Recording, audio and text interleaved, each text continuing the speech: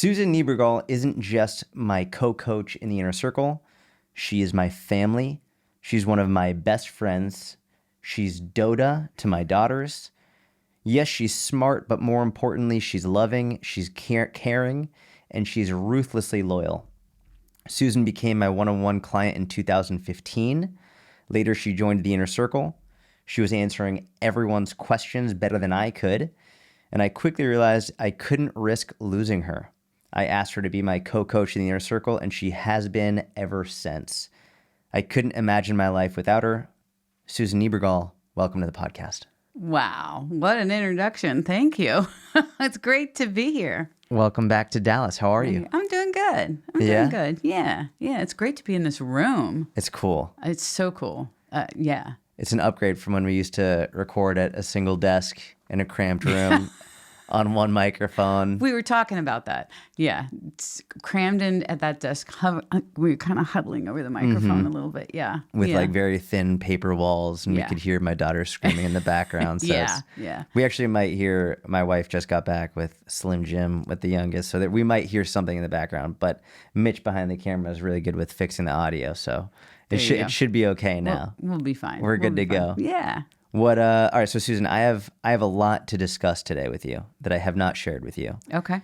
But the first question, just for people who've been living under a rock, who might not be aware of who you are yet, who are you? Well, I am a 64-year-old strength coach, about to be 65. That's like crazy. I'm getting all the Medicare stuff now, which is like... Wait a minute, you're sending this to me? Yeah. Strength coach, and just a middle-aged woman who decided in her mid-50s that enough was enough. Mm-hmm. You know, I was that person. I wasn't obese. I don't think I was ever obese, but I was always heavy. I always had weight to lose, 20, 30, 40 pounds maybe, something like that. My whole life, essentially. And I'm just this person that decided in my 50s, okay, I've had enough of this. Mm-hmm. And that's when I hired you to work with me one-on-one because I thought I wanted to power lift. And we had kind of started that way. And then I quickly realized, I don't think that's really what I want. I just wanted to start building muscle. And then I got on that train. You know, chin-ups. I was driven by chin-ups. As you know, that was my drive for so many years, just to be able to do chin-ups. And then it turned to, well, I would like to deadlift with 2 plates on the bar. That would be really cool. And then it's like, now I want to row a 100-pound dumbbell. That would be kind of cool. You know, so I'm just trying to get strong as I get older. And I'm no one special. I'm just someone who decided to work hard and decided enough of my own crap and, do what I'm told to do. I hired a coach, did what you told me to do, and everything changed. You know, there's a lot of directions I want to go, but there was something you said that last night I posted on my story. There was a father of 4 asked me to give like high-level strength standards for a father of 4. And then I posted the same thing for women around the same age. And for the women, I said a really great strength standard, like a high-level strength standard would be 3 chin-ups. Yeah. Like it's a really great level. And one woman replied this morning, and she said, I think that's unrealistic. I'm 47 years old. I can't do chin-ups. I've never been able to do chin-ups without a band assistance. I strength train all the time. I think that's unrealistic. And I said, well, you're going to love today's podcast guest. So can you give your story just with chin-ups in regard to when were you able to get your first chin-up unassisted? 55, 6. 55, 56. I mean, we've been working together so long. I think almost 10 years. Almost 10 years, yeah. So I'm thinking 55, 56 is when I first got it. But I was that woman. Yep. I couldn't come close to a chin-up in my 40s or in my early 50s. I was always using a band. And I thought, I'd graduate down to a thinner band, and I could never move beyond that.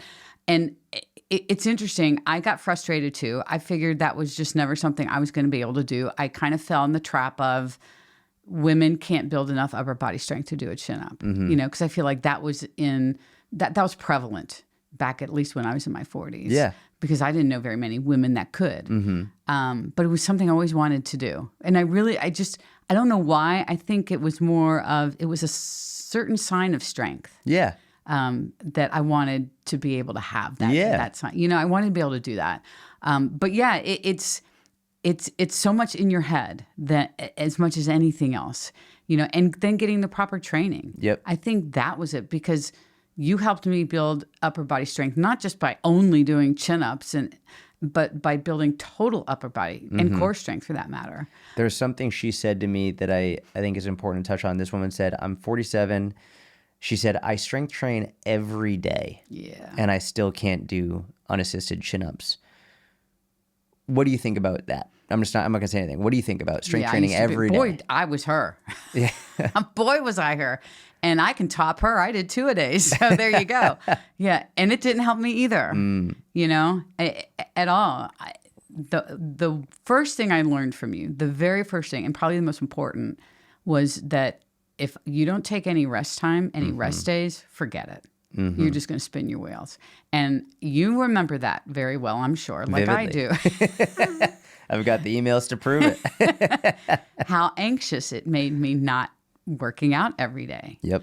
But what I did find is when I did listen to you and take those days off, my workouts got better because I had more energy to give. And that's the difference, you know. Also, difference is I just wasn't, you know, practicing chin-ups. Like I wasn't going to the bar every day. So let me see what I can do today. You know, you program chin-ups in there very strategically for me, but different variations too. I think people get lost on that. Yeah. They just walk up to the bar and test. Yep. And that was another thing that you and I talked a lot about. Are you just testing to see if you can do it? Or are you actually working towards being able to do it through programming? And there's a big difference. So it sounds like she probably doesn't have the programming component. And she's probably also thinking the more I do, the better. Yeah. When that's not true. You know, the chin-up is an interesting one as well, because what I've seen time and again is once you get the first one, 2 and 3 come very quickly. Yeah. And especially for women. I've noticed that the hardest one to get is the first one.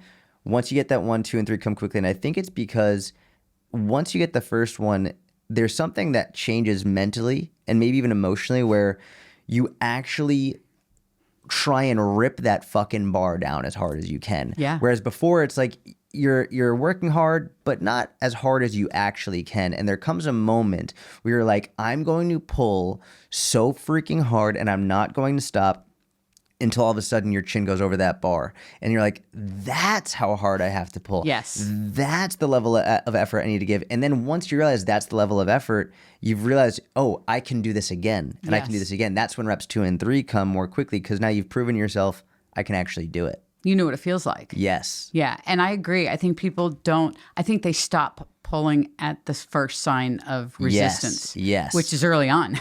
Yeah. You know, it's pretty early on. And that's one thing that I always kept in my head with chin-ups, and I still do to this day. I'm always thinking about pulling the bar down to me instead of me trying to get my chin up to the bar. I just am more powerful that way. Yeah. Yeah. And I think if you can change how you think, I think that helps a lot. Yeah. With that too, for sure. So, Susan, people look at you, you're lean, you're strong, you're muscular. Like people look at you and they're blown away. And not just women, like men are like, oh my gosh. Like people look at you as not only inspiration, but I think people who might be more of maybe in that victim mindset right now, they might look at you and say, you don't understand what it's like to be me. You don't understand what it's like to struggle with weight, to struggle with body image. What do you say to them? Oh, I struggled with all of that. I still struggle with body image to a degree. I mean, I recognize that now. I know how to handle it, but I think that's something that's been with me since I was a kid. Because I was called Tank as a kid. You were called Tank? Yeah. Who called you that? I had relatives call me Tank. Relatives, wow. Yeah. Like cousins and stuff? Yeah. Yeah.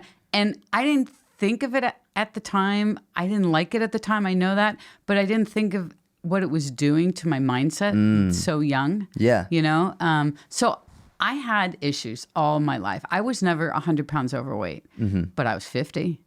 I was 50 at probably my heaviest.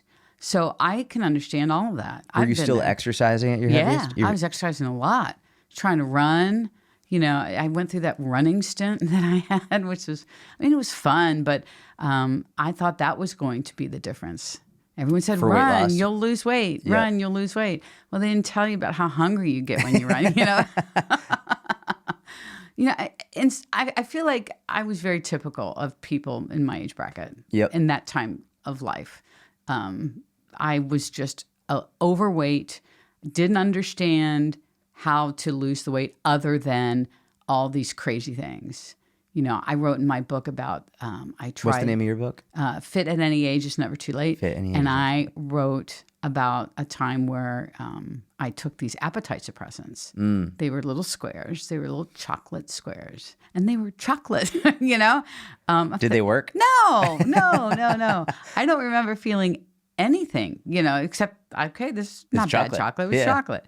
But I tried all of that. I tried eating no fat. I went down that road. I did Slim, what is it?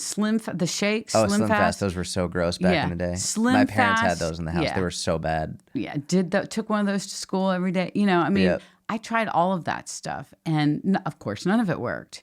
And so, I get their frustration. I went through the whole thing.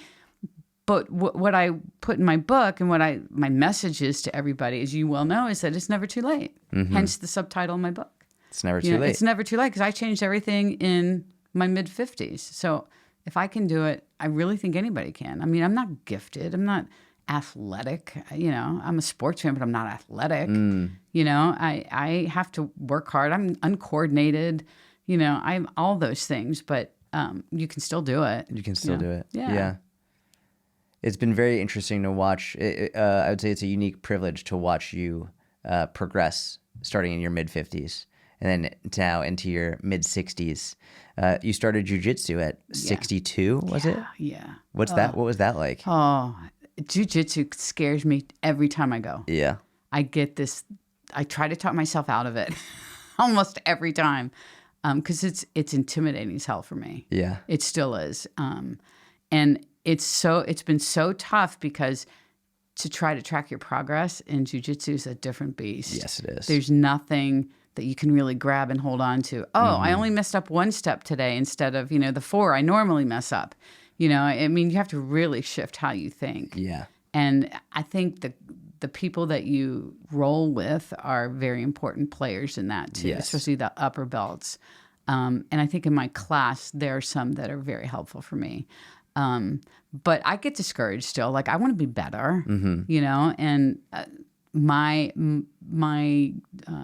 jiu-jitsu academy does not do like stripes or whatever. Yeah. So it's just belts. Yeah. I don't even know that whole award system that a lot of academies do. So I'm a white belt and I don't know if I ever get to a blue belt one day in my life, that would be unbelievable, but I'm not holding my breath. You know what I mean? You will. I don't care about it, really. I did at the beginning, but I don't even really think about that anymore. And I'm happier because of that. Yeah. I at my age, I'm just doing it. And I had one of the guys go, "Why do you keep coming in?" He asked me that, and I said, "Because I want to keep learning." Yeah. I've learned some pretty valuable skills actually for self-defense too. We had a whole week 2 weeks ago of just self-defense. I love that. Which was really, really nice. But yeah, it's just, I love learning. And this has been the ultimate challenge in learning, right? It's like a different language. Yeah. I knew nothing. Yeah. Like nothing. So, it's funny. People talk about things like creatine for brain health and neuroprotective benefits, but they don't talk about learning. Yeah. They don't talk about like the literal best thing you can do for your brain health and for your lifespan in terms of keeping your brain healthy and your thinking healthy, staying cognitively healthy. One of which, ironically, is learning a new language. But I think jiu-jitsu does a wonderful job of combining learning this new quote-unquote language with the physical benefits of exercise, not to mention the community aspect of it that you get from your training partners. I feel like in the fitness industry, we see people chronically trying to just make the quick fix, whether it's creatine, the supplement, whatever it is. What you always do is you really lean into whatever's difficult and you do it. I've seen you have difficult moments with jiu-jitsu. I've seen you have difficult moments with strength training. I've seen you have difficult moments with business in general. And you don't hide when it's difficult, but you don't quit either. Yeah. And no lie, it's tough. I mean, I don't go flying through any of those scenarios. I mean, all tough. But yeah, I try to hit it head on. The old me probably wouldn't have done that. I probably would have just talked myself out of doing whatever. When was the old you?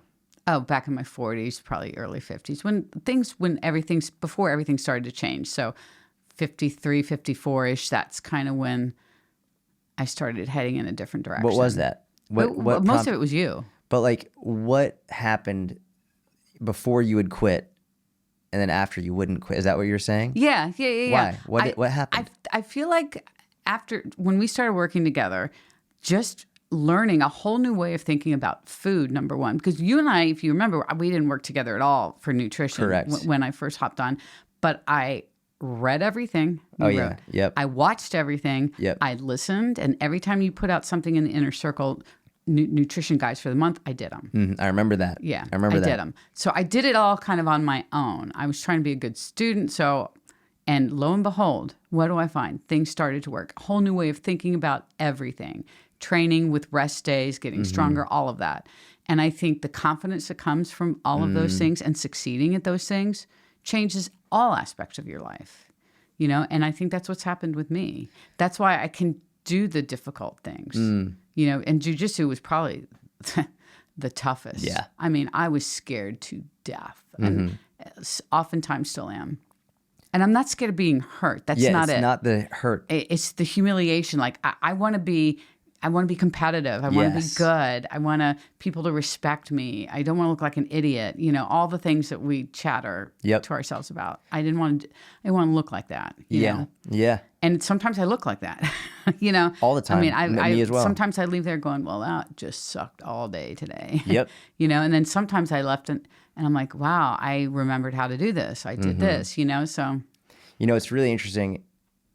I've spoken about this, and you as well, in terms of how jiu-jitsu really is like learning a new language, but maybe even especially in terms of that fear, because when I'm learning a new language, when I'm speaking Hebrew, I'll get nervous when I'm speaking to a native speaker. I get anxious and fearful, and it's not like, it's the exact same fear of jiu-jitsu. It's not the fear of getting hurt. It's the fear of looking stupid. Yeah. It's the fear of them thinking that you're stupid. Yep. That you're not capable. Yep. When I'm speaking in Hebrew and I can't express myself as articulately as I can in English, I feel stupid. With jiu-jitsu, and I'm imagining you feel the same way, you've dedicated a huge portion of your life to being fit and in shape and strong and capable. And then you go into this modality of fitness that is not solely dependent on how fit you are or how strong you are. And people who are way weaker than you, who are not nearly as fit as you, can absolutely demolish you. And maybe they even pick things up faster than you. Maybe they're more coordinated. Maybe they have this. And you feel that this self-inflicted feeling of shame and guilt and fear and anxiety is pretty astronomical in those situations. That's the nail on the head right there. That's exactly what it is. I want to, I'm the only woman in this class too, by the way. Let me just throw that out there.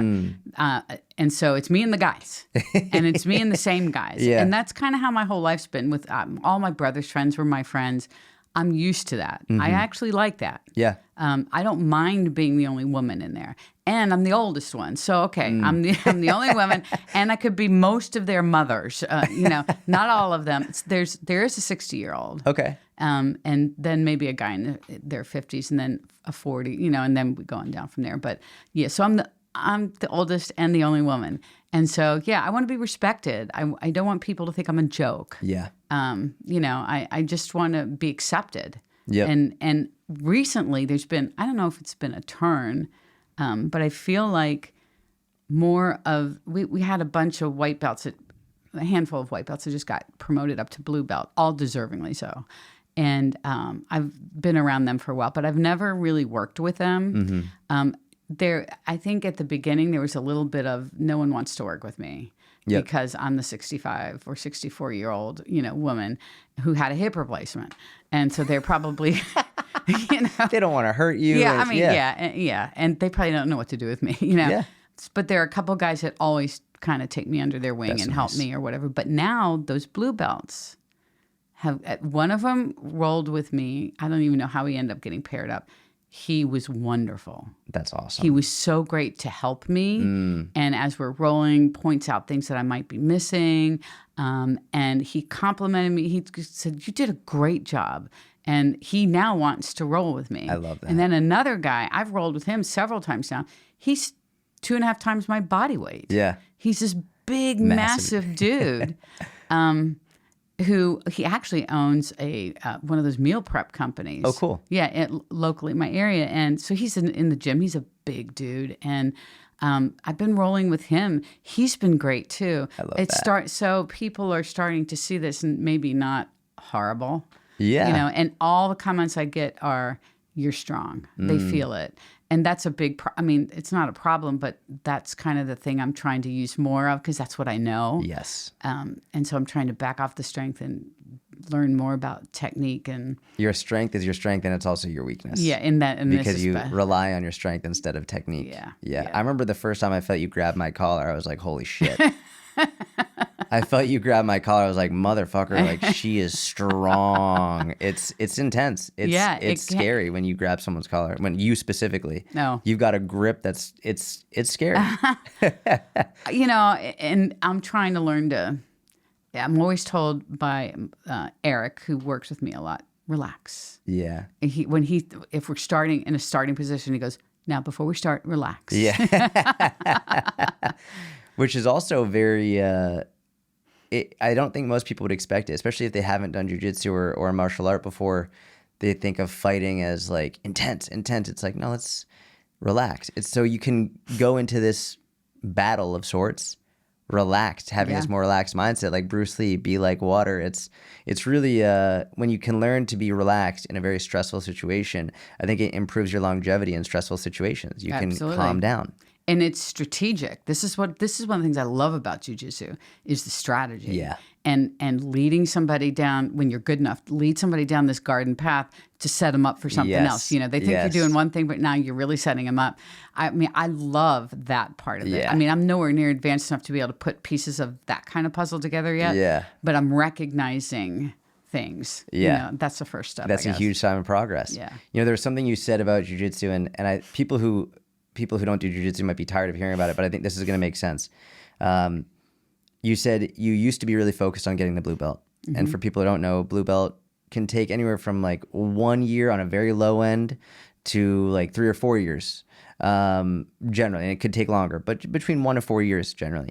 Now you're like not as focused. You don't really worry about what the next belt is. You just want to get better. Mm-hmm. What's that journey been like to go from focusing on, I want this belt, which is essentially the only people who care about belts are people who don't do jiu-jitsu. They just want to know if you're a black belt or not. That's it. If you're not a black belt, then they don't really understand.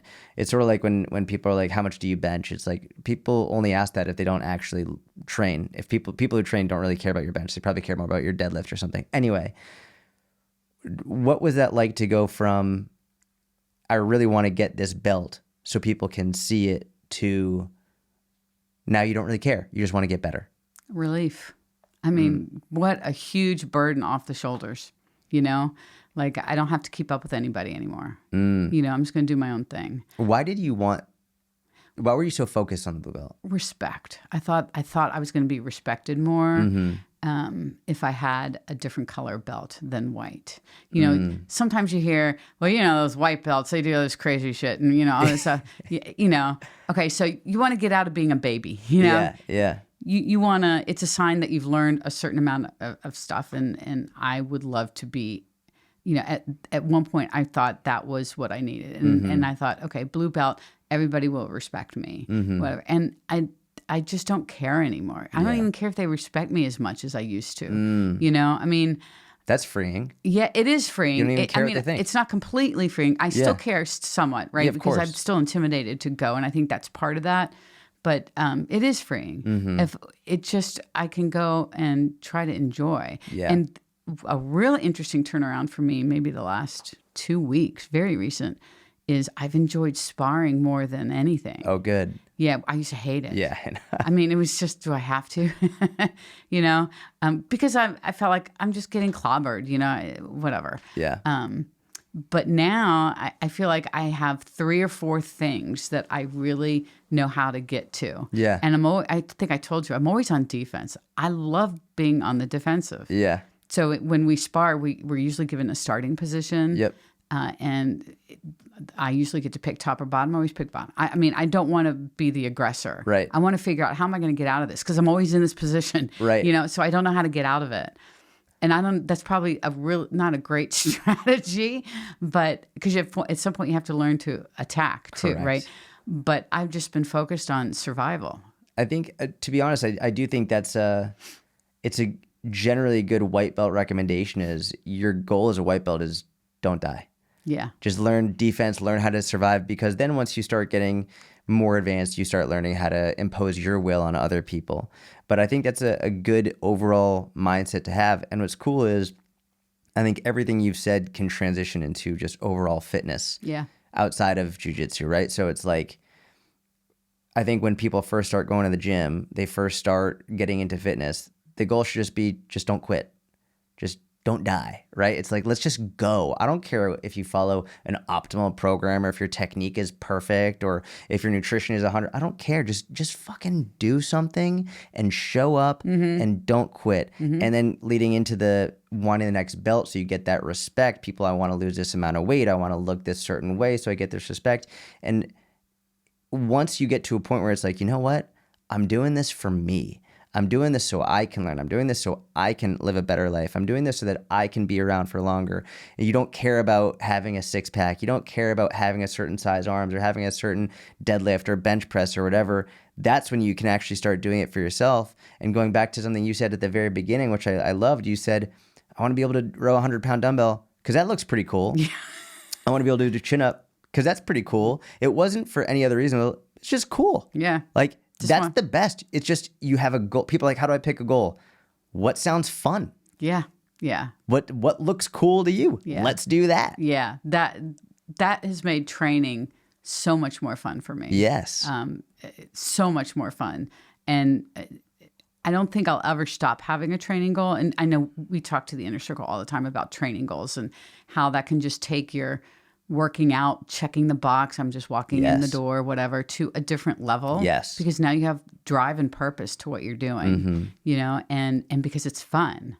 You know, I regularly go and try to just pick up the 100-pound dumbbell. Yeah. I want it in my hand. I can tell your grip strength is fucking crazy. So my body doesn't freak out when and I've tried to move it. You know, I've got a little baby row it, you know, kind of going on with it. I got a ways to go for sure, but just something fun. Yeah. You know, something to work towards. There aren't that many 64-year-old women just randomly going in and picking up a 100-pound dumbbell. I just want to pick it up. You know, I have if Mike is there, my son, I have him pick it up, put it on the bench so I can get to it. I'm not going to pick it up off the rack. Yeah, you know? yeah. I don't need to throw out my back or do whatever, just doing that, but have him set it up for me and then I'll put a strap on and, you know, pick it up. Just, I need to feel it. Yeah. You know, so now I know what it feels like so my body won't flip out. You were talking to me in the kitchen before we came in to record. You said you've been struggling to reconcile physical age with mental age. Yeah, big time. Talk about that. Yeah, this has been a lot of late. I feel like since I've turned 60, 50s were like the best decade ever. And so for anybody that's not in their 50s yet, pointing to me and to Nick. It is. I truly feel like it's the best decade of life because you've learned so much, you know so much more than you do now, and you can take advantage of that. It was for me, life-changing for me. 60s, the jury's still out. It's been a tough go since I've turned 60, and I feel like this mental and physical reconciliation is a big part of that. Just I'm finding that my body can't do what I would love to maybe be able to do, or what I used to be able to do, even 10 years ago. 10 years ago is a long period of time for physical things, you know. Although it went by like that, you It know, does, right? it goes by so fast. It's actually a really long period of time. So it's kind of pining over what you used to be able to do. And now your body's like, hold on, Susan, wait just a minute. No, my left shoulder in particular, we were talking about back squatting, you know, barbell back squatting. And I'm like, you know, my hip is fine, has nothing to do with the hip replacement, it has everything to do with my shoulder. Yeah. It just hurts every single time I do it. And I'm like, why am I doing this? Yeah.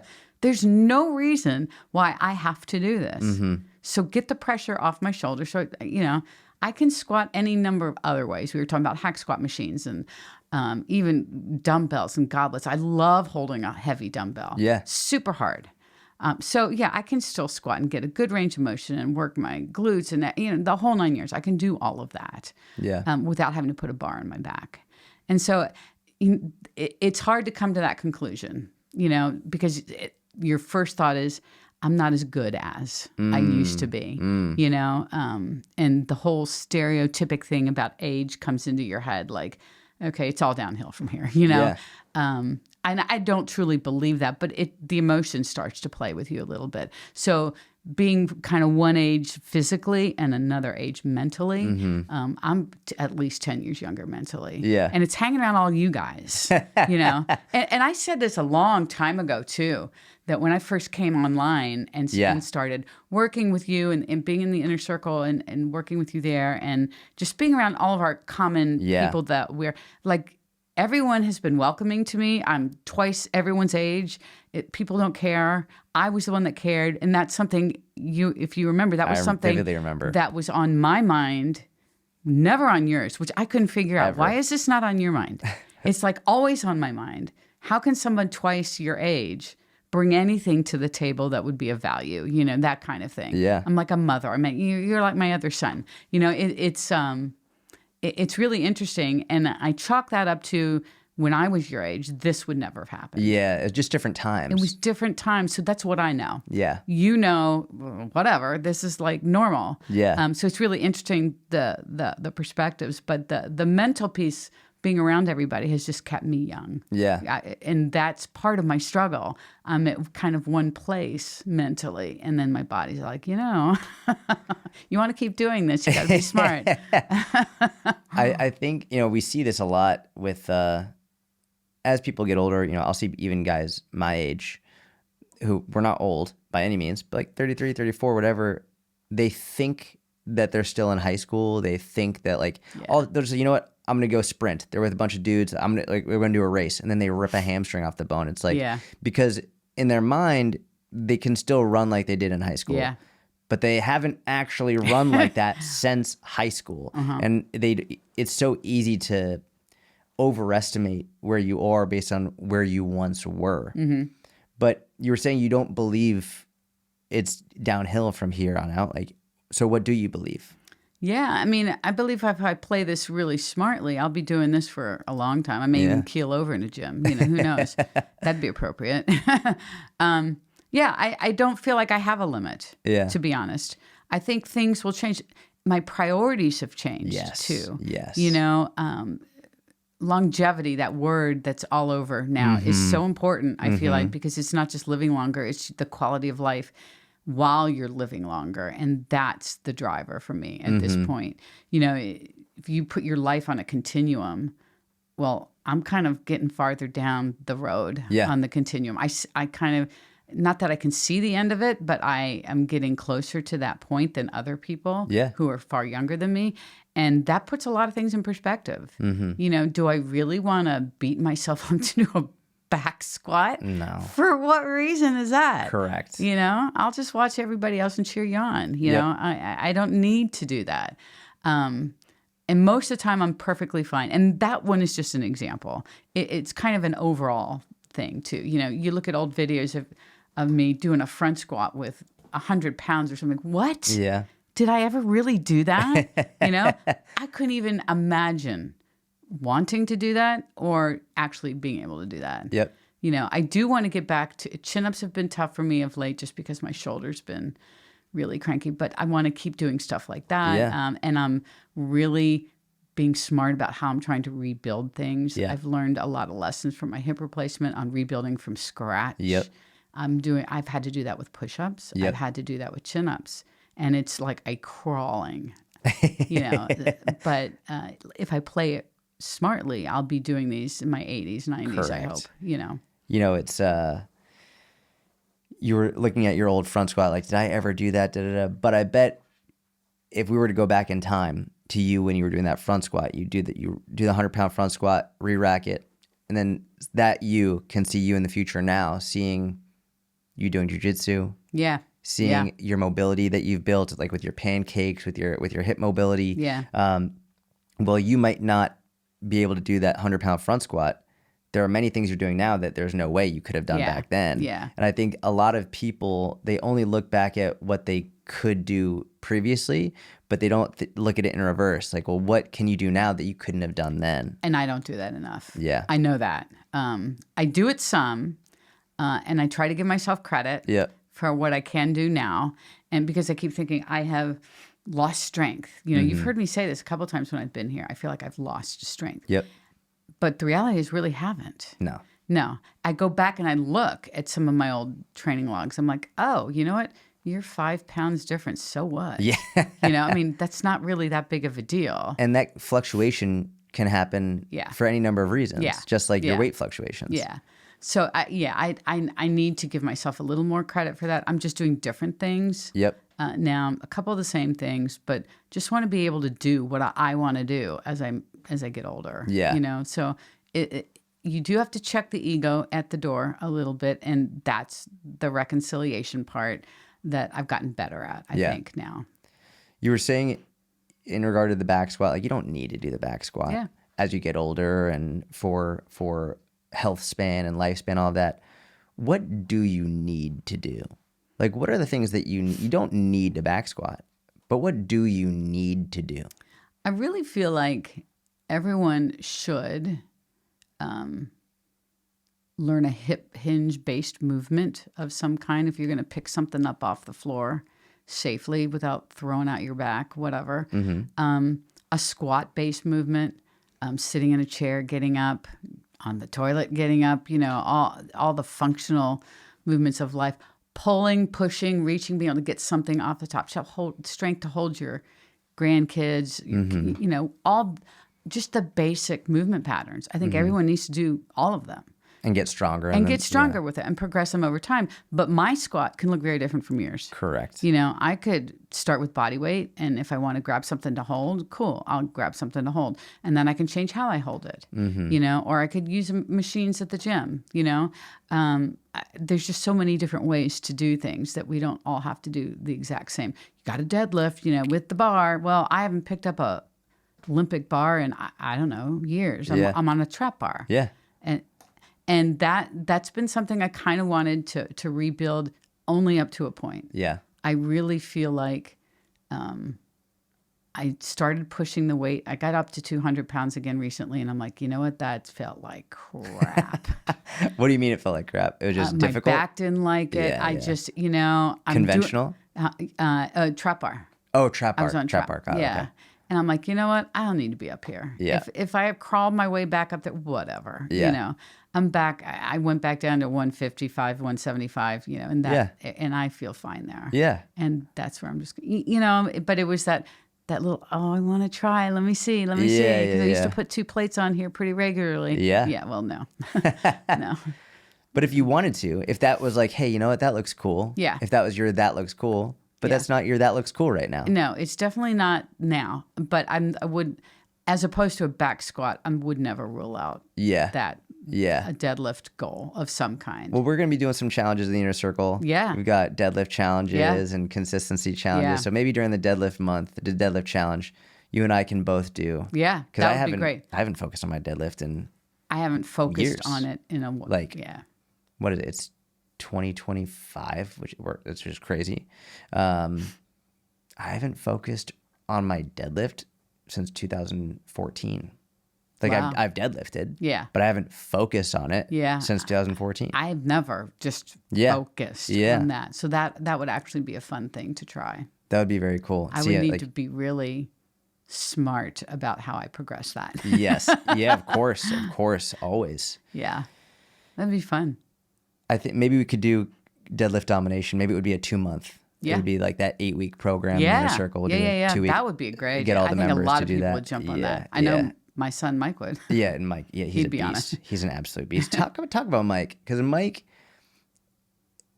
outside of being unbelievably intelligent and having a ridiculously great sense of humor, he hasn't always been this jacked, shredded kid at all. Like, and I think you've said that when you think of him in your head, you think of what he was like in like high school and early college, where it was very different build. I don't think a different person, No, but a different same build. person. Yeah.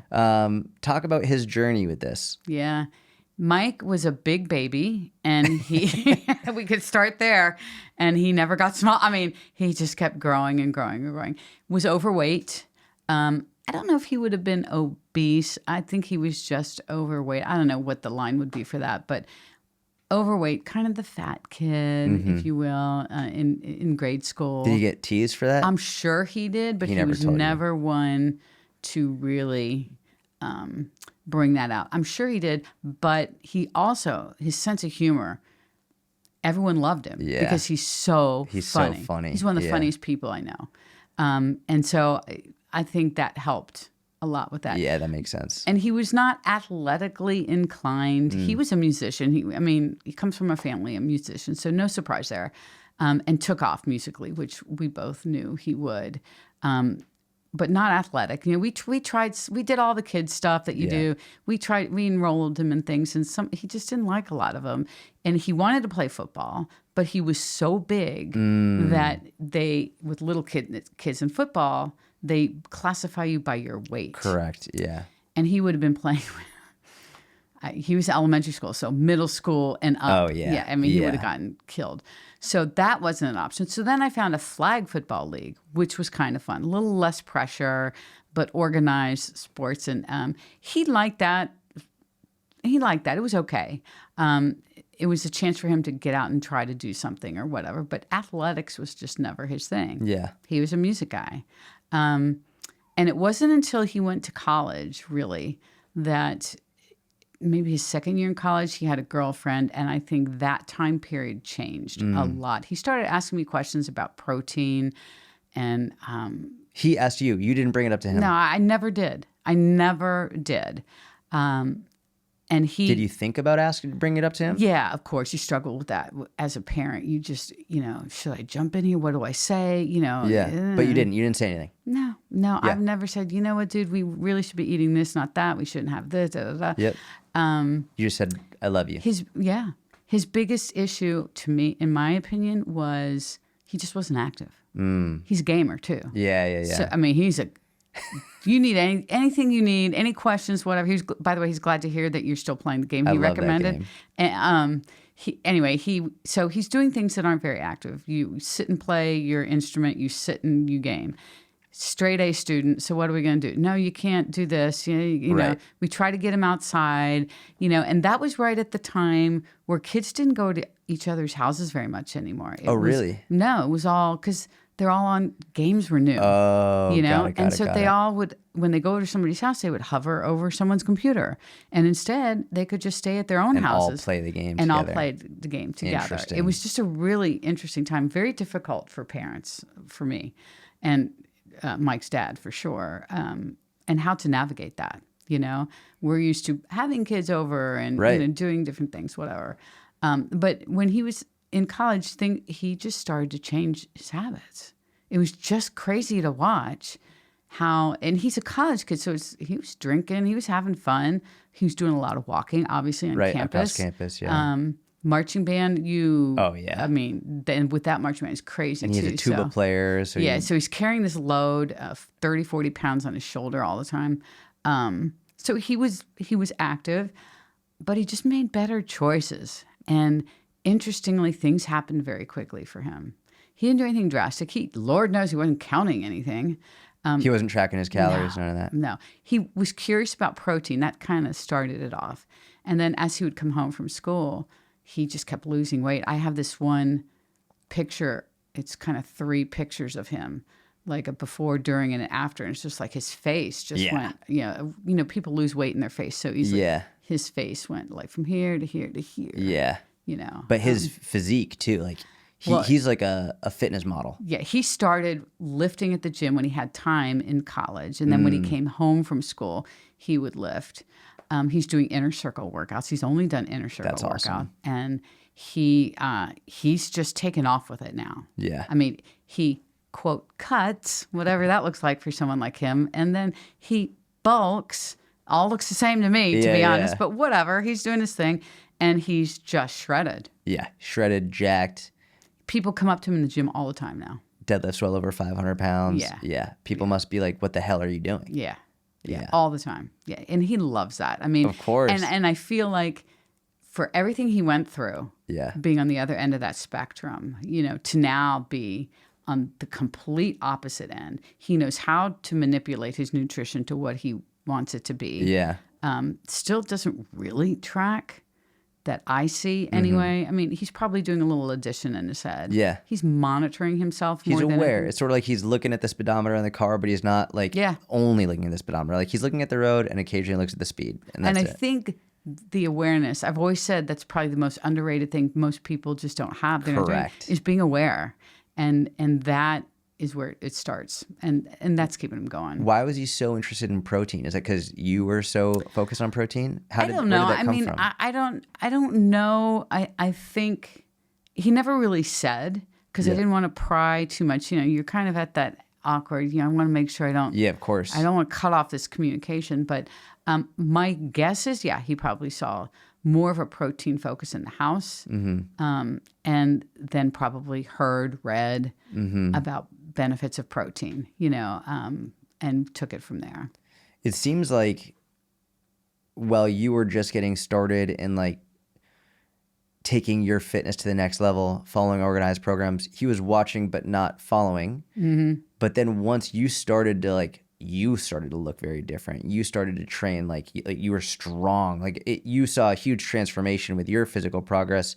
It seems as though it was around that time where he was like, maybe I want to do that too. And who knows, I'm sure being in college and having a girlfriend, all that stuff played a part as well. Yeah. But I would imagine that the environment of my mom is a beast. Like my mom has made incredible progress. She knows what she's doing.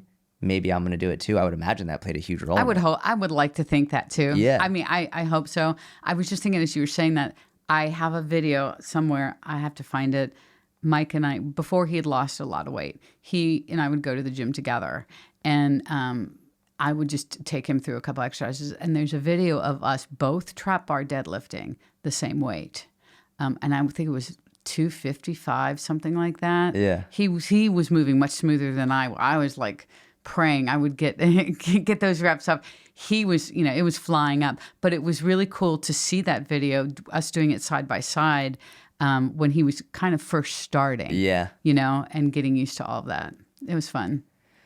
Susan, someone asked me yesterday in my Q&A, I'm just going to pass the question on to you. This woman asked, is weight loss in menopause really as impossible as the internet says it is? It sure feels like it, No, it's not impossible. And I think there's so many mixed messages out there about that. I was just thinking the other day, there are some big name menopause doctors and experts out there. And one of them recently has said, essentially, like a calorie deficit is not working for visceral fat when you're in menopause. And I'm like, what? Oh, geez. Yeah. Millions of followers. Ugh. But she has a lot of other great information. Right. So this was one of those, what? Kind of things. Yeah, where did that come from? Yeah, like the one person that said that about walking. Remember that post? Yeah. Everyone it's not enough or whatever it was. She said it doesn't count as exercise. Yeah, it doesn't count as exercise. But she's had some great information, Yep. Kind of the same thing. So it's no wonder people are confused. Right. I mean, but I will say this, as after what I've been experiencing recently, what I have found is that people aren't nearly as accurate as they think they are with regards to nutrition and what you need to do to lose weight in menopause. Yeah, it's going to be harder. There's no doubt about it. And what makes it harder? honestly, menopausal symptoms. Yep. You could start with anxiety, lack of sleep, from night sweats, hot flashes, brain fog, chronic fatigue. All those things are going to make losing weight harder for anybody. Yeah. You know, and you have to be aware of all those things and work. And that's how a doctor could potentially help you manage that. Mm-hmm. You know, we hear a lot about HRT and the benefits of HRT, which people seem to think, and this is another problem with the internet, that if you're on HRT, you'll just lose the weight. Right. It's not a weight loss. No. It's not a weight loss drug. It's to help you manage the things that are making it harder for you to adhere to your weight loss. You know, so if your eating habits are terrible, HRT is not going to fix that. Right. You know? Right. I mean, it's going to help you get more sleep, and maybe you're not eating as much as the terrible stuff, but you've built these habits. That's what you got to change. Correct. You know? And I think that's the message that needs to get out. And yeah, it is harder. And yeah, it's going to be so slow. But what's your choice? Mm-hmm. To not do it? Right. And then what? You know? I've been in a recent situation where the scale popped up unexpectedly for me. Like, I've been eating the same way for a million years, like 10, you know? And so I knew I hadn't gained that many pounds of fat. I knew that, but it was still playing with my mind because I felt like, okay, well, you know, what's going on? What's at play? What else could this be? And we're discovering it could be a lot of things for me, but what it made me do is really focus on my nutrition. Because I tell everyone you got to do that. So I'm going to walk the walk. Yep. Yeah, I did it to myself. Yep. Yeah. And What'd you do? I analyzed everything I was eating. I got out my food scale again. I wanted to make sure I was consuming what I thought I was consuming.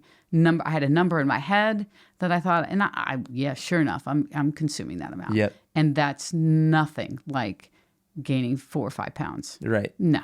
No. So I know there are other things at play. But what it made me do now is just become more focused on my nutrition. Yep. So I could keep that going and not let it slowly get out of hand. Like, I'm going out to dinner 5 times a week now and I'm doing all these extra things. No, I'm not doing that. And it also made me look at my activity.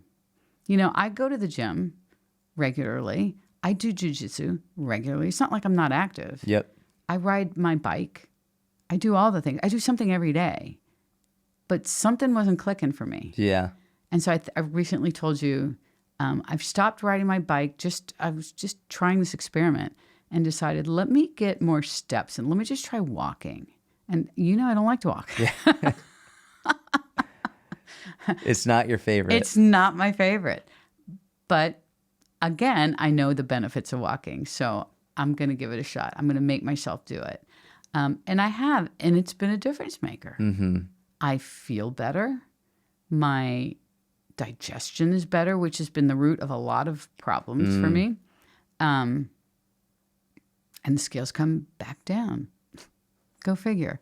You know, it's not something I would have considered otherwise. You had said that you spend, like, walking takes longer. It does. Than it would have on the bike. Yeah. So I'm wondering if you've ended up being more active as a result of walking as opposed to just the bike. They're both great. Yeah. But if you end up doing walking for longer and you're more active, then it's... I mean, for example, I would do a half hour or a 45-minute class on the bike, right? Yep. And I love doing classes on the bike. I don't have to think. Someone tells me what to do. It's Yep. great. And then I started getting into these Peloton has these power zone classes, and I don't have a Peloton bike, so I don't benefit from them the same way, but I can still adjust it for the kind of bike I have. Yeah. Where it's way more, it literally is 20 minutes. It's like a stress test almost. Yeah. 20 minutes, every 5 minutes, you up the intensity. And That you sounds stay, horrible. And you stay at that. Yep. You know, so my goal is my RPMs stay the same and I'm Yep. upping the resistance every 5 minutes. Yep. You know, my goal is to see how I can keep the resistance and the RPMs up. Yep. You know, I'm figuring it out. It was super hard. Yep. So those are almost 20 minutes. So I love doing that. But sometimes my steps for the day, and I'm not a step counter girl, but I would take a look and I'd be at 5,000. But I did my bike. So, Yep. you know, I'm thinking, do I have to get 10,000 steps on top of doing all that too? You know, so I didn't.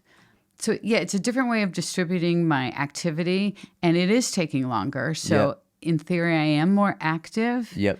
And I'm finding for me, it might be more beneficial. Yeah. Like I'll work the bike back in at some point, like, because I really enjoy that. Yeah. So I'll work that in. But it's been really interesting to play with this and see. And I have to be really intentional. I'm not going outside in my area yet because I'll be covered in yellow pollen and I'll be sick for weeks. So I'm not going to do that yet. But when I can go outside, maybe it'll be a little bit more enjoyable. Yeah. Some other benefits with getting some sun, all those things. So yeah, it's going to be interesting to follow this. You know, I have to watch something on Netflix or something because I won't just sit there and walk. I'd rather shoot myself. You know, I need to be focused on something. Right. And on a walking pad with no rails, I bring a chair next so I can put my hand on it. Yep. Because I don't want to kill myself either. Right. So, and I've been experimenting with a weighted vest. That's been fun. Oh, good. Yeah, about 12 pounds on me right now. Nice. And it feels good. You know, I mean... It's like about 10% of your body weight. Yeah, give or take. Yeah. Yeah. That's perfect. Yeah. A lot of people overload those. A lot of people overload those and they try and go way too heavy. It's like, you don't need to go heavy. Yep. I did that exact same thing. Oh, did you? Oh, yeah. I've had 20 on there. Oh, yeah. That's too much for you. And I'm like, whoa, I could... Yeah. I mean, getting it on... Yep. Without, like, killing yourself, first of all. Yep. You know, I mean, there's smacking an art your form head to that. Yep. But yeah, 12 feels real doable. Yeah. But my legs are tired. Yep. You know, so it's been fun playing with that. I only use 15 pounds. Yeah. Like I use 15 pounds. Like that's plenty. Yeah. And it's funny. Someone asked me the other day, they were like, people say like weighted vests are really good, but then why would being overweight be bad for your joints? It's like, you're putting the weighted vest on for an hour, maybe. Yeah. You're not chronically exposed to this. And I also say when someone's very overweight, they don't need to wear a weighted vest. Yeah. Like you already have one built in. Wait until you've lost a substantial amount of weight and then you can then get the benefits of it. But I would imagine you probably get this question a lot because I get it all the time right now is people asking, are weighted vests good? Are they bad? Are they overrated? It's a huge fad right now. In my mind, weighted vests are like one of the best fads of late. It's like they can be so beneficial, especially for women in menopause, to improve bone density. Never mind the ease of increasing the intensity of your cardio, where you don't need to be going faster. You can just put that on, and all of a sudden you get a higher level of intensity without needing to change your speed. I love the weighted vest. Yeah, I do too. I did that mistake at the beginning. Put 20 pounds on and I'm like, oh shit, no, I couldn't breathe. You know, it was really hard. Yeah. But I think it is crazy how it affects your breathing. It does. Yeah. And it's not because it's a vest, it's you have that extra weight on you. Yeah. People don't like that affects your breathing when you're carrying that extra weight, whether it's a vest or your actual body weight. Yeah, that was shocking actually. Yes. But I think I found the weight to use. And so that's been fun. I look forward to taking that outside too. Yeah. Because I've just used it on the walking pad. Yeah. So I'm looking forward to that. But the changes have been very, very noticeable to me. Mm-hmm. Hasn't cleared me of all the symptoms that I seem to have right now. But it's making me feel better. And I think that's the first step. And it has made a difference in digestion. That's significant for me. Yeah. Because that's been a big problem. And so, yeah, it's a good fit for me for now. What do you say to people, especially women, who they blame their hormones for a lack of progress? I'm sure you have this conversation all the time when it's like and to be fair, there are many obnoxious scam artists, grifters online who are making them believe that. So I'm not necessarily blaming you for thinking that, but when someone earnestly comes to you and says, I think it's my hormones, what do you say? Chances are they're not. Mm-hmm. Chances are no. But you can go to your doctor and get a workup and see. But even so, let's say you do have an imbalance or whatever buzzwords that they're saying that you might have,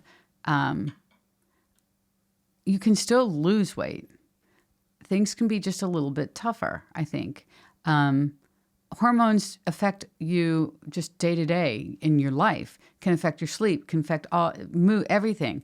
And if you are short on a hormone or you need this or there is something physiologically wrong with you, that can be addressed. Yeah, get your blood work done. Yeah. Get it checked. Yeah, and you could white knuckle through it if you wanted to, whatever, and you could still lose weight. Yep.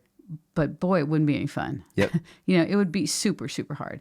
And I think those people that jump to it's my hormones are the ones that haven't gone through a checklist of Yes. what have I really done here? Yep. What has my consistency been with the calorie deficit? Am I even in a calorie deficit? Am I getting my protein? Am I doing all the basic things that we know work?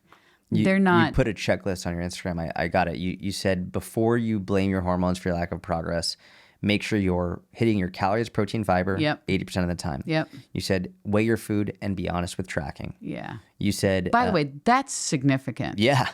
Because most people aren't honest about that. Yep. I really feel like that's a problem. It's a huge problem. Yeah. People, I guarantee you, most people in the world haven't tracked their food, period. Yeah. But then among the people who have tracked, I guarantee you, many of the people who've tracked, dare I say most of them, will have gone through something where they started tracking and then they ate something that maybe they weren't proud of, or they ate a quantity that they weren't proud of, so they stopped tracking. Yep. When inherently you're not being honest anymore. Yeah.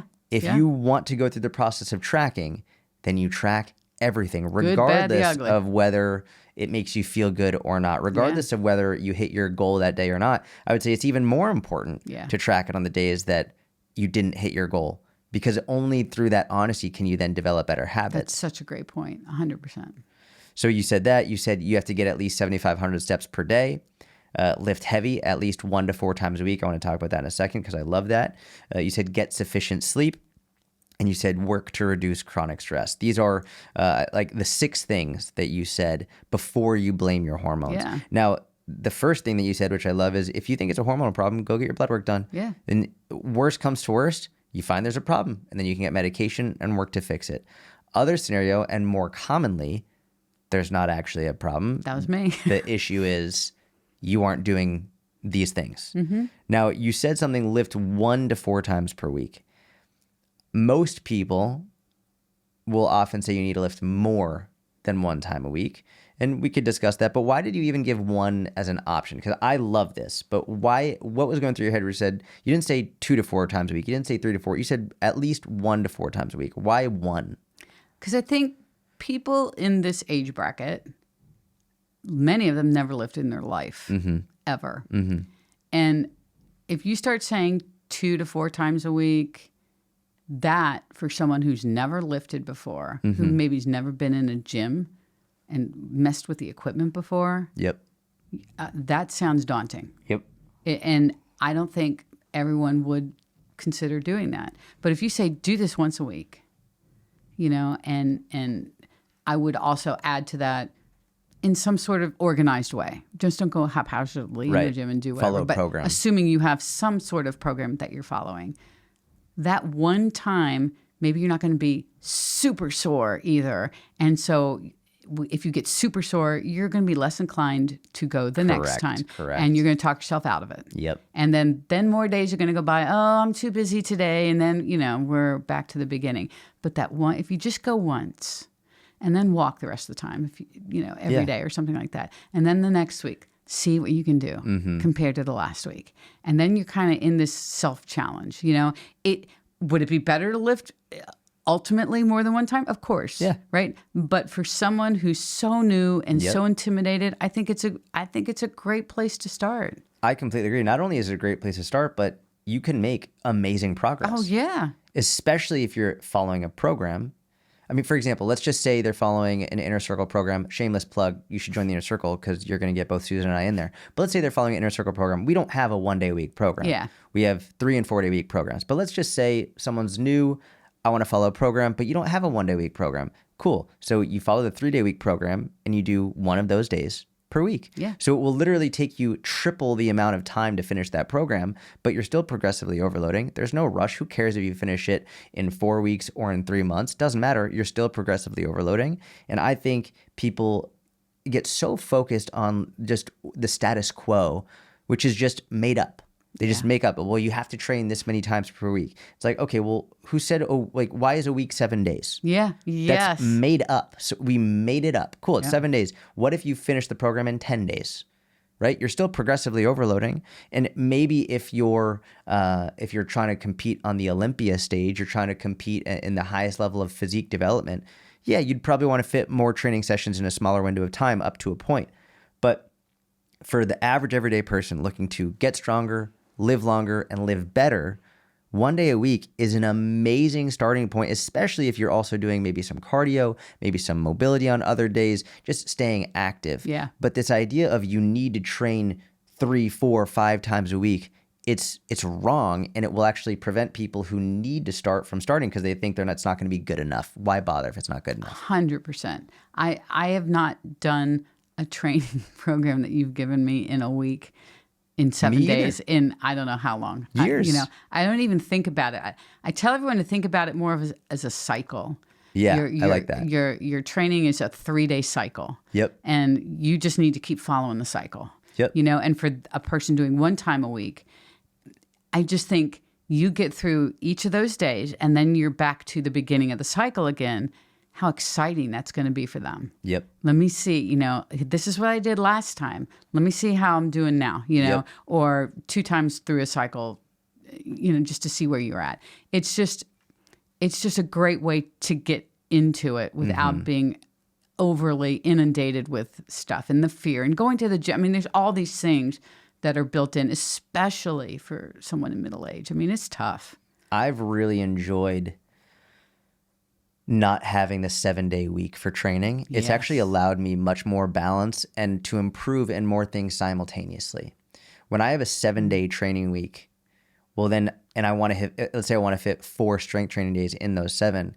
It's like, I'm going to need time to recover. I'm going to need time to get my cardio in. So it's basically, it really pigeonholes me into 2 things, which is the strength and then a little bit of cardio. Whereas when I have a 10 or a 12-day training week, where I'm following a 3-day strength training cycle, well, now I have 3 of those 12 days are like, we have in the inner circle, we have push, pull, legs. So 3 of those are that. Then I have 3 days of my mobility work. Then I have other days where I can do cardio as well. I have 12 days to fit so much more in there. So by the end of a month, 3 months, 6 months, I've accomplished so much more. Maybe I didn't accomplish as much in strength, but I accomplished a total of more strength, more mobility, more cardio, more overall balance than if I was just following 4 days of strength in that 7-day window. That's how it is for me in jiu-jitsu. Yes. I couldn't cram all of this into 7 days. My body couldn't handle it. Correct. And part of one of the things I'm going through right now is joint and body aches all the time. Yep. And so it gets really bad when I do too much, so rest and recovery is essential for me. Yeah. And I was doing 2 days of jiu-jitsu. I'm trying to do 3. Oh, nice. Yeah, because I feel like when I miss out on that 3rd day, I'm just The learning process takes longer. You lose momentum and Yeah.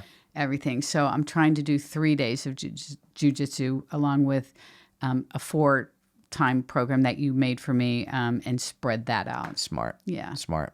You made a post. I love this one. You said, it's not hard to hit 100 grams of protein. And I just loved the bluntness of it, because so many people are like, oh, I just can't hit 100 grams of protein. I just can't hit it. It's like, I can't hit my protein. When the reality is, it's really not that hard, especially nowadays, in which, especially here in the States, I can't speak for other countries, but the States, we're on a big protein kick here, and companies are going nuts to make high protein options. Everything. And we could take all that out. Like, whether it doesn't matter if you're vegan, Mitch is a vegan and he gets plenty of protein in, whether it's tofu, tempeh, seitan, beans, all of that. But then you've got chicken, steak, fish, Greek yogurt, cottage cheese. Like, what do you say to people when they're like, oh, it's just so difficult to get 100 grams of protein? What do you say? I told them that piece of chicken that they're cutting up and putting on their salad probably got 30 to 40 in it. Yeah. And they're like, what? So it tells me they don't have any idea how protein, because they don't prioritize it. That's the difference. Yep. It's so hard to get protein, but they're not building a meal around it. Yep. So they have no clue. They build their meal around pasta. Yeah. Pasta's fine. Yeah, But you yeah. don't build your meal around carbs. No. Unless you're an endurance athlete. Yeah. So it's not that hard. 100 just sounds like a lot. Yeah. It's a big number. And they also haven't weighed and measured before. Yeah. Right? It's like, that's when you said you brought out the food scale. Yeah. It's like, put the chicken breast on the food scale. Yeah. And you're like, oh my gosh, like that chicken breast not only has more protein, you think it also has more calories, because you thought it was a 3 ounce, but it's really a 12 ounce. Yeah. It can be eye-opening for Yeah. sure, but in a good way for protein, because you might actually be consuming more than you think. Yes. You know, which I find a lot. I was actually talking to a childhood friend who found me on the internet. Oh, that's cool. Reached out to me, and she wanted some help with some things. So we were talking about nutrition, and protein was the first thing that I'm having her focus on. She's never focused on it before. And from the sounds of what she was telling me she's eating, she's probably not getting, I mean, maybe 60 grams, maybe something like that. But giving her strategies on how to get more protein, she's like, oh, yeah, it's not so bad. It's not so hard, you know? But you have to prioritize it, which means you have to kind of do some upfront work. Yes. Which people don't do. People hate once you do working. Yeah, I mean, you know, it's homework, you know? Yep. But once you learn how much protein's in one of those Oikos little Greek yogurts that we all eat, right? You don't have to weigh it and measure. You know. I had 2 of those for breakfast this morning. 40 grams. Boom, Yeah. down the hatch. Yeah. Easy. Less than 5 minutes. Yep. You said something recently, and I was going through a lot of your content just to pick out some good talking points and things I think people really need to hear. And by the way, if people aren't following you, where can they follow you on social media? Instagram, Susan Niebergall Fitness. I have a YouTube channel as well. Podcast, Strong and Lean at Any Age podcast, and my book, Fit at Any Age is Never Too Late. You said on Instagram, you said, stop exercising to lose weight. Yeah. Why'd you say that? Because I did it, and it doesn't work, pretty much. Yeah. But why should they be exercising if not to lose weight? For their health and longevity, so they can do all the things that we talked about earlier as you have a higher quality of life as you get older. Because that's a goal. That's a goal, to be there for your family, for your friends, and play with your grandkids and all those things. And it's not only that, but it's just not efficient to exercise to try to burn calories, because you're never really going to know how many calories you're really burning. Correct. And you know, I remember, and I think I told you this story, when I was way back before we started working together, when I was trying to lose weight, I would wait for a specific treadmill. Yeah. Because it would give me a higher calorie count that I was burning. Yep. I didn't know. Yeah. I'm like, oh man, this treadmill says I'm burning like 400 calories or something. And this one over here says, 3 or whatever the numbers were. I don't even know.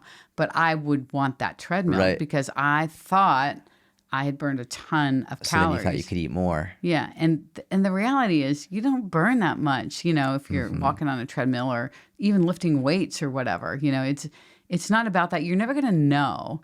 So you're always chasing your tail. Yeah. You're just never going to catch it. Yep. And so just forget it. Of course you're going to burn calories. Yeah, of course you are. But to rely on that as anything valid is just a huge mistake. What a depressing way to exercise as well. It's like, my I've just got to go in just so I can burn more calories, just so I can earn the right to eat this food. Yeah. It's like, that's the most depressing thing I've ever heard. Yeah. You've got to earn the right to eat. You're a fucking human. Yeah. You don't need to earn the right to eat through burning more calories. What are you talking about? And not to mention, at a certain point, you're going to have to, what do you do? Just burn more and more and more? Is that what you have? Because when you're going in because you enjoy it and you're strength training, it's fun. You're like, I get to see if I've gotten better. Yeah. I get to see if I can lift more weight, if I can do more reps, if I've improved my technique. It's fun. When you're going in to burn more calories, at what point do you, number one, track your progress? Because the only way to go up is to burn more calories. So what, more burpees? Fuck that. Yeah, forget it.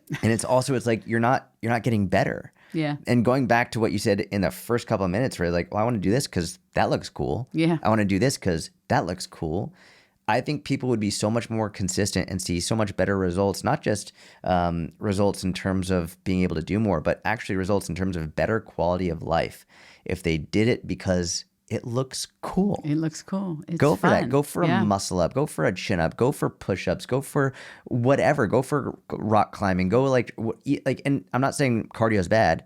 Like if you want to improve your mile time, go improve your mile time. Yeah. But your progress is reducing the mile time, not increasing the caloric burn. Yeah, absolutely. And, if you think about it from a practical point of view too, you could eat those calories that you supposedly burned in about 10 seconds. Easy. I mean, give me a pack of Twinkies, I'm done. Easy. I mean, yeah, it's super easy. So again, you're just chasing your tail.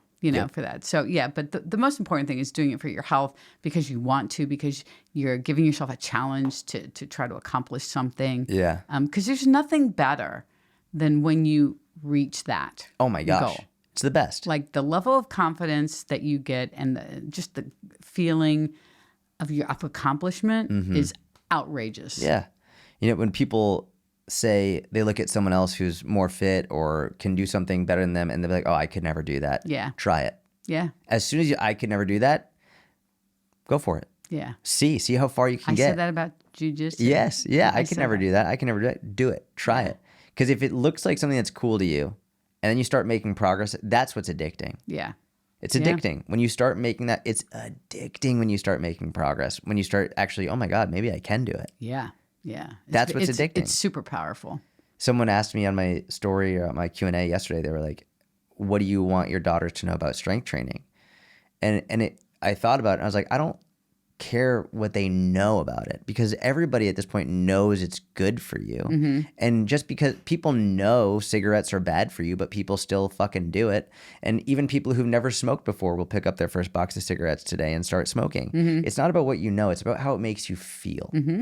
And so I was thinking, I want them to know how good it makes them feel. I want them to know how much better they feel when it's done, how great it feels to accomplish a goal, and then also the nostalgia of having good memories of it. Yeah. Not treating it like a punishment, but having it be something that was always a joy in their life. And so when you start approaching your fitness from that perspective of, this is a joy in my life, this is something that makes me feel so good when I accomplish this, then instead of saying, oh, I could never do that, maybe you start saying, I'm going to try and do that. Yeah. It's a game changer. Yeah. Changes everything. Yeah. Makes life more enjoyable. Just way in general. more enjoyable. Yeah. You also said something, I thought this was amazing. You said, and this is going to be controversial, you said 2 weeks is not enough time to decide if something is working or not. Explain that. Yeah. Boy, people want results right now. Yep. And they'll say, the scale's not moving. How many times have we both seen something like this where the scale's not moving, the scale's not moving, and I've done this. They list all the things that they're doing. And as a side note, it's usually all about exercise, and then the nutrition may come into the equation, if at all. But anyway. They might say, I eat healthy. I eat healthy. Oh, okay. So all the things. And the scale's not moving. I know I need to be patient, but, I feel like I've been doing this forever, and it's 2 weeks. Yeah. Or less. Or yeah, probably less, to be honest. Yeah. And it's just not enough time. No. I mean, everyone's body's different too, by the way. Some people, especially if you have a lot of weight to lose, you may start seeing some action a little bit earlier than someone else. But we always say 30 days. I even stretch that out to even maybe 60. Yeah. Yep. A good 2 months of solid, consistent effort. Yep. And then collect all your data, just take a step back and look at your data objectively from day 1 to day 60. Yep. Because when you take that step back, you see a bigger picture. Yes. You're not caught up in the weeds in the day-to-day. It went up 3 ounces. It went down 4 ounces. You feel like you're bouncing around nothing. Yep. But when you take a step back, you see, wait a minute. Yes. I've actually lost 2 pounds or whatever, You see that trend line. Yeah, you see the trend line starting to go down. You actually have lost weight. Yep. But you're so caught up in looking at Monday to Tuesday and Tuesday to Thursday. And I was perfect with my nutrition on Wednesday. Why is the scale up on Thursday? Yep. You're too caught up in that. Yep. I think that. Just be patient. Take the data and just keep going. And then take your step back out. That's why we have in the inner circle, we have the trend line. Yep. And when you start tracking your weight, it says you don't compare until you've tracked for at least 30 days. Yep. I think the biggest mistake people make with tracking their weight is they weigh in on, what's today? Today is March 24th, right? March 24th. Mm-hmm. So they weigh in on March 24th, and then they compare March 24th to March 25th. Yep. And they compare March 25th to March 26th. Yep. And it's like, that's the wrong way to compare your data. You compare March 24th to April 24th. Yep. You compare March 25th to April 25th. You compare month to month. And when you look at it from that perspective, you're going to start to see that downward trend line, assuming you're doing it right. If you were comparing month to month and you're not seeing a change, well, cool. Now we need to adjust something. Maybe your nutrition, maybe your steps, maybe, who knows? There's something that we could change. But overall, when you don't compare day to day, you don't compare week to week, you don't even compare every 2 weeks. If you're comparing where you are today to where you are 2 weeks from now, you're doing it wrong. And this is especially true for women. Yeah. Regardless of where you are in your cycle, your age, because weight will often still fluctuate in a similar fashion. Men have fewer weight fluctuations than women, so they will generally see a more stable trend line. Whereas women, like if depending on where you are in your cycle, your weight is going to fluctuate. So a woman who's going into her period might see like a significant weight spike.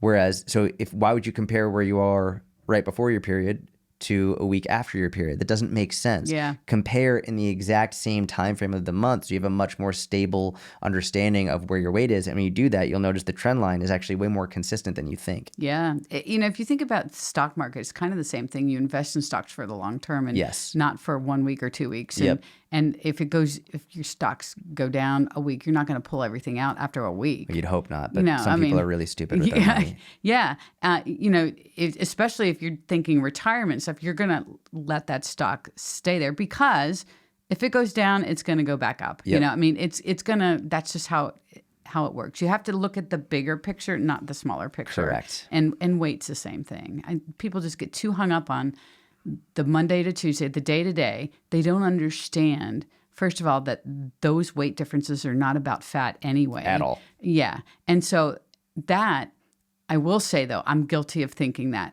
as well. Of course. And that was what we all thought. Yep. For decades. Everybody. Decades. There was never any talk when I was younger about scale fluctuations. It was either it went up, that's bad. It goes down, that's good. Yep. That's it. There was no nuance to that at all. And so you grow up with that. You think that's how it is. And it's hard to see. You step on this box, you get this number. It's feedback right away.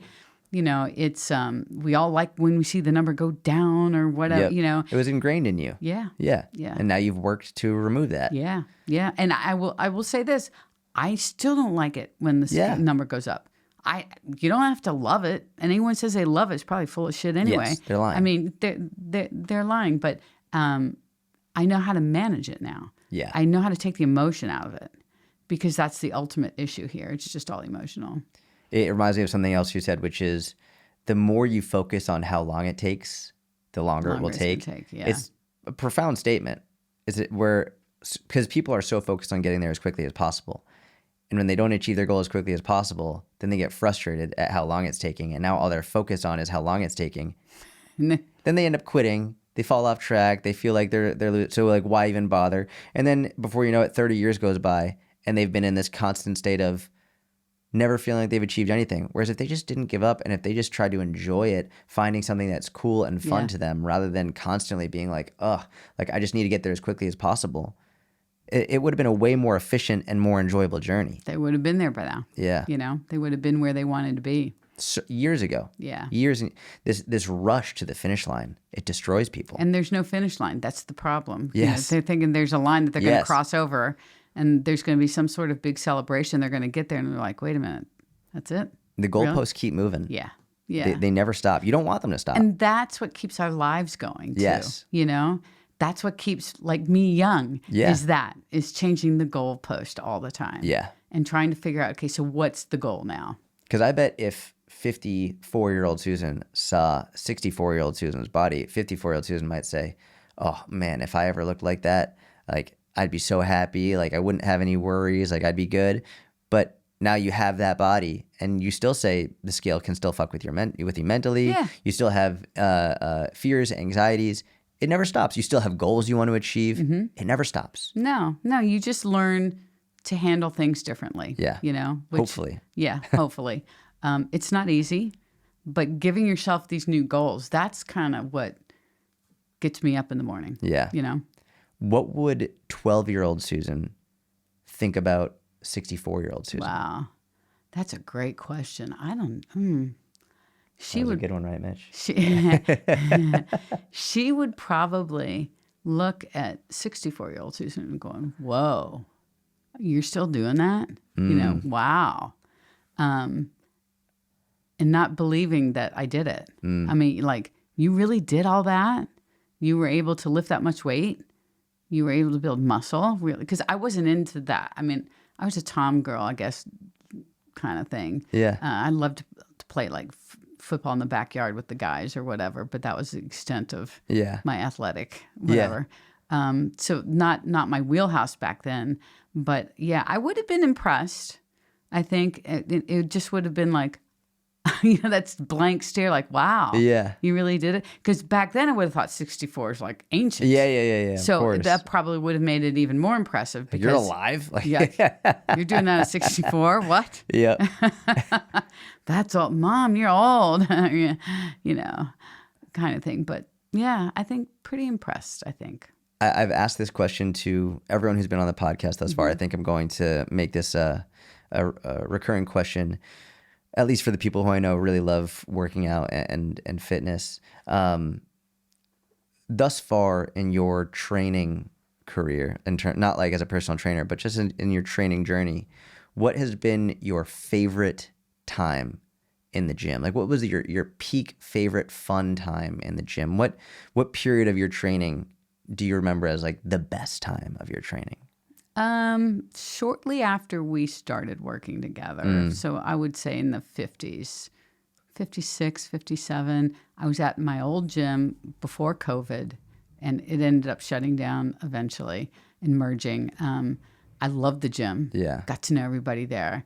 And I would take way longer on a workout than I really needed to, because I was talking to people, and it was kind of, and I could film there. They didn't care. Yeah. I mean, there was just so much to that space, and I was making so much progress when I finally let go of having to work out every day. Yeah. And me sending you a text, what am I supposed to do in my rest day? And I know the eyes were in the back of your head going, oh, Jesus. It's one of these. How about rest? But once I did that, and then the progress, and then the chin-ups came. That was like the first thing. And then that was really cool. And then when I got the 45-pound weighted chin-up, that was at home. So that was down the road. Yeah. But still, that was insane. Yeah. I still talk about that. That was crazy for me. To go from not being able to do chin-ups without assistance to strapping a 45-pound plate around your waist. And just saying, let me just try it today. Yeah. That's kind of, let me just strap that sucker on and let me just give it a try. Yeah. Yeah. And then I'm like, oh. Yeah. When you were in that time, did you know that was a great time? Like, you knew, I loved it. Yeah. I loved it. My body felt good. Yep. I had dropped weight that was needed, but not the intention. And that is it was an interesting time of not focusing on weight loss, focusing on building strength and muscle. And look what happened. Yep. Just being smart about eating, not weighing and measuring. I didn't do that, but I was just smart about it. Not eating like an asshole. Yeah, not eating like an asshole. And I never really did, though. You never did, I unknowingly did a couple of times. Like, I thought I was eating something that was really healthy, but just a crap ton of it. Yeah, you were eating healthy foods, but way more than you thought. Yeah. Which is easy to do. Yeah, it's super easy to do. But just feeling good and seeing all the progress. Yeah. That's why the 50s are like where it's at. Yeah. It's where it's at. You learn from your mistakes. Yep. And you start to see progress, and life is good. Yeah. Yeah. What misconceptions do people have about you? That I am this confident, outgoing person. I'm really part introvert. Okay. Very, very much so. I think I've gotten better at being more extrovert. What do you mean? You've gotten better at like being comfortable in groups, or? Yeah, being comfortable around people I don't know. Yeah. I still kind of feel myself hovering in a corner. I'm not physically hovering, but I can feel that inward retraction. Kind of, like I don't want to be a problem to anybody. And I said that to somebody once, and they're like, "Really?" Yeah. I mean, that's the inside part. Yeah. Why do you think people assume you are this super confident? Oh, because I'm out on it. I'm on social media, which I could care less about social media. Right. It could go away, and I wouldn't mind. Yeah. I am get off my lawn old person now speaking. I just. I'm over the games of getting people to follow you, or. Yeah. I'm just now, and that's a relief. Yep. Because now I don't care what my follower number, I don't care about that. Yeah. Legitimately. I'm posting on there because I want to help somebody. Because Yep. I've been there, done that, and I'm just trying to be helpful. And that, if I ever keep growing, great. It's so hard to grow on social media now anyway. Yeah. It is what it is. And I'm just not up for playing the game. So I got other things I want to do. Want to help everyone in the inner circle crush it. Yeah, that's the biggest priority. Yeah. Yeah. What are you scared of? Death. Okay. Yeah, I mean, Simple. we did that. I don't know if you remember. We did that in the inner circle years Yep. and years ago. Where we all posted a little video on something that scared us, Yeah. and that was my a good answer challenge. then. We should do that one. Yeah. That would be fun. Yeah. Actually, to have everyone put a little video in there. Yeah. That would be really cool. That was my answer then. It's my answer now. That nothing else really scares me as much, to be honest. What scares you about death? The finality, like I can't wrap my head around it. And it's like that for a reason for all of us. And no one can. Yeah. But I keep trying, and that's the scary part. I need to probably just stop trying. But oddly, as I've gotten older, I feel like that's subsiding just a little bit. Mm-hmm. I don't know why that is. That's another thing that toys with you as you get older. You start thinking of things differently. Maybe it's not quite as scary. I don't know. Is there any acceptance of like, well, it's going to happen, or is that not it? No, I mean, maybe a little bit. I don't know what it is. Okay. It's a feeling. Yeah. Just maybe a little bit more at ease. Yeah. I don't know. But granted, every year that passes, it weighs on you more and more and more. Yeah. It does. But there is a bit of I don't know, something has changed with that. It's not as terrifying as it was. The thought before just would, when we made those videos, would be like crazy. Now, it's still scary. It's still scary. Yeah, just because the finality, I don't want anything like that to end. So but I don't know, I'm not panicked like I probably would have been before. That's good. That's I progress. Don't know what that's about though. That's definitely worth exploring. And maybe it's temporary. Yeah. I don't know. What are you excited about? I'm excited to see what I can still do. I'm driven. Yes, you are. Yes, you are. To a fault sometimes. I don't think it's a fault. I think it's one of the greatest things about you. I love it. I want to see what I can accomplish. I want to see what Mike does with his life. Yeah. I'm excited about that. He's in law school, just started, first year. So I'm excited to see what he becomes. And see what I can personally accomplish. I've still got goals, I would love to be like, you see people post these videos of these 90-year-old ladies doing this stuff. I want someone to take that video of me, please. Yeah, okay? I will. When I'm 90, here's Susan. She's 90 years old I'm and she's 60 throwing and- that stupid 100-pound dumbbell or something. I saw this amazing video recently of this. I think she was either 93 or 96. This woman on these parallel bars and doing gymnastics. I saw that. On splits and holding herself up. Yep. Like 93, 96. One of the most impressive things I've ever seen. The level of strength and coordination and movement and balance, flexibility, mobility, Unreal. and grace. Unbelievable. Unbelievable. I've seen that. Yeah. I want a video like that. I won't be doing parallel bars. You'll but be doing jiu-jitsu. Yeah. Choking dudes out. Masters. I don't know. I don't know. Just take a video of me doing something at that age. So that's what you're excited about. Yeah. Continuing to achieve your goals. Yeah. I love that. Susan, thank you for coming on the podcast. Can you tell everyone where they can follow you? Yeah.